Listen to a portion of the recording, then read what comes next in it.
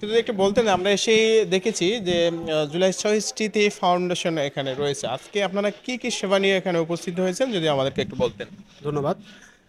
জুলাই শহীদ স্মৃতি ফাউন্ডেশন মূলত শহীদ এবং আহত পরিবার যারা আছে, আমরা সারা দেশব্যাপী যত আহত এবং শহীদ পরিবার আছে তাদেরকে নিয়ে মূলত কাজ করে থাকি। আমাদের প্রাথমিক পর্যায়ে ডক্টর মোহাম্মদ ইউনুস সাহেব, উনি আমাদের ফাউন্ডেশনের সভাপতি। তার নেতৃত্বে আমাদের জুলাই শহীদ স্মৃতি ফাউন্ডেশনটি প্রতিষ্ঠিত হয়েছে এবং প্রথম থেকে শুরু করে তার তহবিল থেকে, প্রধান উপদেষ্টার তহবিল থেকে 100 কোটি টাকা এবং অন্যান্য বিভিন্ন খাত থেকে আরও 19 কোটি টাকার মতো আমাদের কাছে এসেছে।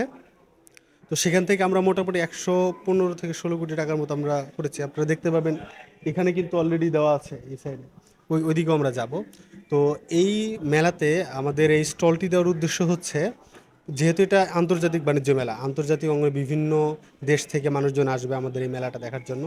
তো তাদের কাছে আমাদের যে জুলাইটা, এটাকে যেন আমরা পৌঁছে দিতে পারি পৃথিবীর প্রত্যেকটা কোনায় কোনায়, তো সেই প্রেক্ষিতে এটা দেওয়া। এবং এখানে আমরা যে সুভিনিয়র গিফটগুলো রেখেছি, এটার মাধ্যমে তারা এই জুলাইয়ের যে একটা যে ভাইব থাকবে সেটা তারা প্রিজার্ভ করতে পারবে।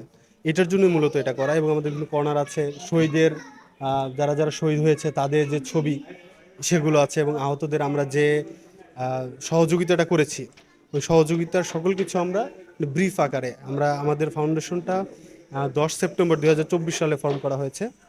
তো ওই টাইম থেকে শুরু করে এখন পর্যন্ত আমরা যা যা করেছি সেই সব কিছু সারমর্ম আমরা এখানে প্রদর্শন করেছি, যেন দেশ এবং জাতি বোঝে যে তাদের যে টাকাটা, বা ডক্টর মোহাম্মদ ইউনূস সাহেব আমাদেরকে যে টাকাটা দিয়েছে, সেটা আমরা কোন কোন খাতে কত টাকা কিভাবে খরচ করেছি, এটা একটা গ্লিমস আমরা দেওয়ার চেষ্টা করেছি।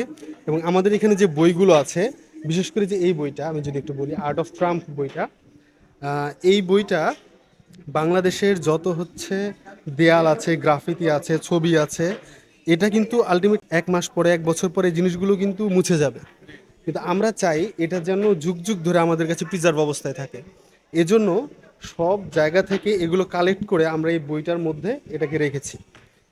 এই বইটা চাইলে সবাই গ্রহণ করতে পারবে, সংগ্রহ করতে পারবে এবং তাদের বাসায় রাখতে পারবে, অফিসে রাখতে পারবে এটা। এবং এর সাথে আমরা শহীদ পরিবারদের জন্য, যে যত শহীদ আছে আমাদের, যারা জুলাই এবং অগস্ট আন্দোলনে শহীদ হয়েছে, তাদের নাম খচিত এখানে যতগুলো শহীদ তাদের নাম এখানে রয়েছে, লেজার করে আমরা এখানে বসিয়েছি। এখানে আমাদের ফাউন্ডেশন নামে এবং বিভিন্ন যে স্লোগান, যেমন কথায় কথায় বাংলা ছাড়, বাংলা কি তোর বাপদাদার, লাখো শহীদের রক্তে কেনা দেশটা কারো বাপের না, বুক পেতেছি গুলি কর বুকের ভিতর অনেক ঝড়, এই সমস্ত স্লোগান এবং তাদের নাম দিয়ে আমরা এটা সাজিয়েছি, যেটা আহত পরিবার এবং শহীদ পরিবারের যারা থাকবে 2024-এ 1 বছর পূর্তিতে, এই যে 2025-এ 5ই আগস্টে যে বাংলাদেশে একটা ডিসি অফিস থেকে একটা আয়োজন করা হয়েছিল 5ই আগস্টের প্রোগ্রামের জন্য, জুলাই পুনর্জাগরণীতে। তো সেখানে পুরো বাংলাদেশে আমাদের যে গিফটগুলো আছে এইটা, তারপরে দেখতে পাচ্ছেন এখানে আমাদের যে ক্যালেন্ডার, তারপরে হচ্ছে এই যে ঘড়ি, আমি ঘড়িটা একটু দেখাই।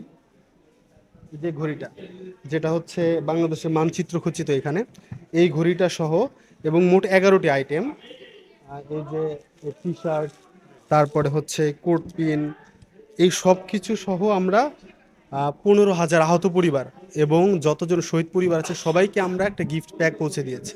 এই টি শার্টের এটা হচ্ছে গণভবনের সামনের যে অংশটুকু এটা, এবং পিছনে